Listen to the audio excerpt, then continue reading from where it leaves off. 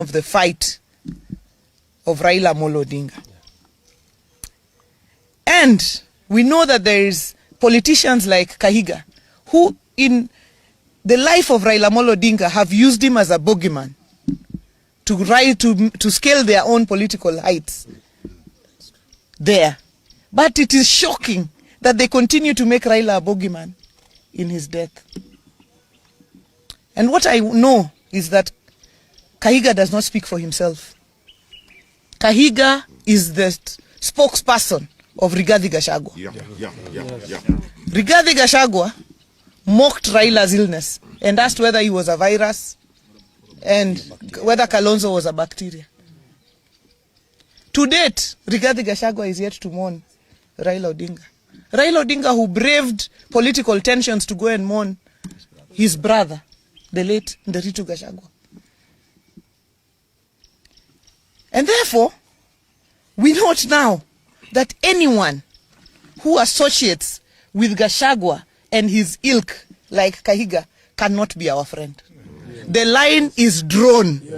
Any person who associates with Gachagua, Kahiga, they cannot be our friends. Whether they are in our party or outside our party. Kahiga has drawn the line. To mock, he has crossed the Rubicon. We have crossed that line now. To mock Raila Odinga in his death, to mock him in his life, we could respond. But to mock him in his death, any person who associates with Gachagua, with Kahiga, with that lot, can never, ever be our friend. Because the principle is, the enemy, the friend of your enemy is your enemy. This morning at 9 o'clock, we have a meeting of the Council of Governors. And I, as the chairperson of the party, will be moving a motion to remove Kahiga as the vice chairman of the Council of Governors. He can lead in his village, but he cannot lead us at a national level. I want to ask my colleagues, Anthony and Jared, and the leadership of the Assembly, if they have something to add. Ladies and gentlemen, we are shocked beyond words by the reckless statements as advanced by Kahiga. We all know that he revels in death because he's a beneficiary of death. Without the death of Dr. Gakuru, Kahiga would be nobody and would be nothing. So anything touching on death, he seems to take great pleasure out of. But as a community, we just want to remind him, because his memory is so short, that we have been out of government since time immemorial. But we've always been here. The only government that has given us full recognition is this of President William Samoei Ruto. And as my chair has ably said, the line has been drawn. We will not seek any friendship with Gachagua and his surrogates, because again, we are privy to a meeting that was held yesterday between Gachagua, Kahiga, and some of their ilk that came up with the deliberations to have that statement made as it was. As a community, we have absolutely no problem with our Kikuyu brothers and sisters. We marry them, we work with them, we associate with them. We've got friends all across the Mount Kenya region. But Kahiga and Gachagua, as we go into our next elections, Baba put us into this government, and we have to make that very clear. And this government, we shall stay. Anybody harboring any ambition of approaching us, time is long gone. We are not ready for any further association, any further negotiation, but with this government. Thank you. Thank you very much. I also want to join my friends in condemning the words of Governor Kahiga as primitive and uncalled for. You will recall that Gachagua, and I agree with our governor here when he says that the owner of this dog, and permit me for using that word, is Rigathi Gachagua himself. So we must place this filth at the doorsteps of Honorable Rigathi Gachagua. You will recall that Honorable Rigathi Gachagua, during the time that he was deputy president, made it his sole purpose to pursue Raila Odinga, saying that he would encircle State House and make sure that Raila does not step into State House. He has continued to pursue Raila in his death. This we will not accept.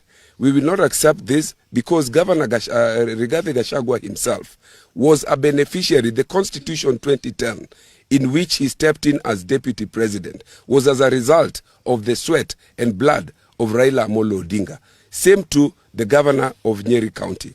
So we are saying here today that the president and the people of Nyanza should be proud. They should not be made to feel ashamed for any affirmative action that is extended to the people of any region. The people of a particular region who have benefited over the years as a result of skewed application of resources should allow the Constitution, which is under Article 10, to benefit and to be equalized. These are principles, foundational principles under the Constitution. They talk about the question of equity, they talk about the question of equalization and affirmative action. So whatever it is that the people of this region and the people of any other region benefit from as a result of trying to be equalized is not something that people should be ashamed of. And to use this to try to mock a person who has suffered for this country at a time that he has died is extreme. We condemn it in the strongest possible terms. I want to associate myself completely with the remarks that were made. I want to condemn in the strongest terms possible the reckless statement by Governor Kahiga. And I want to say that not even the words alone, but the people who are supporting Kahiga and his team, clapping and cheering on his statements, that is very reckless. I want to say that I want to associate this one to somebody who talked about a farmer who died, and the baboons and the monkeys were clapping and cheering that finally the person who had been chasing us away from the farm is dead. Please, watch your statements. Very soon you will understand that the same farmer that you are cheering that is dead is the person who prepared or planted the crops that you are going to benefit from. Kahiga, you are a beneficiary of devolution. And not a single Kenyan do not understand that the pioneer of devolution is Raila Amolo Odinga. So you should be the last person to be happy or to cheer when we have lost Raila Amolo Odinga, who is the father of devolution. I call upon our friends in Mount Kenya, please, desist from associating yourselves with the likes of Gachagua and the likes of Kahiga. You are going to be misled. You are going to be misled, and I want to stand with our chairperson that we call upon the Council of Governors that please support that motion. Support that motion. We do not want Kahiga to be the deputy vice chair of the Council of Governors. You cannot be misleading the country and still you purport to be leading us in the Council of Governors. Thank you. Thank you.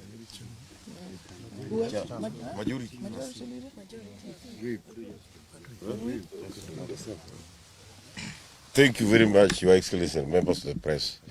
As the chair of ODM in this, as the vice chair of ODM in this region, I want to associate my sentiments with the statements made by my chair, Governor Gladys Wanga, and the colleagues, members of parliament.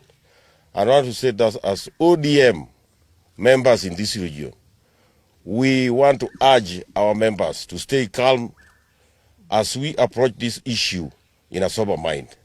We heard yesterday that Gachagua and his team were supposed to pay homage to the home of Raila Amolo Odinga.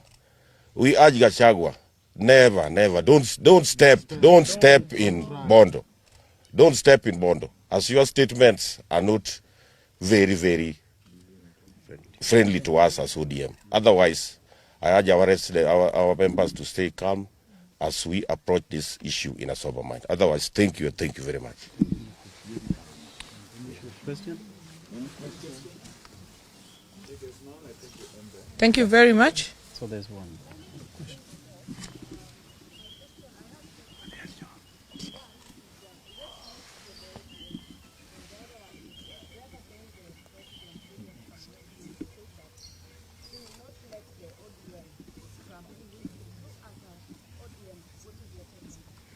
No, that is not for discussion today.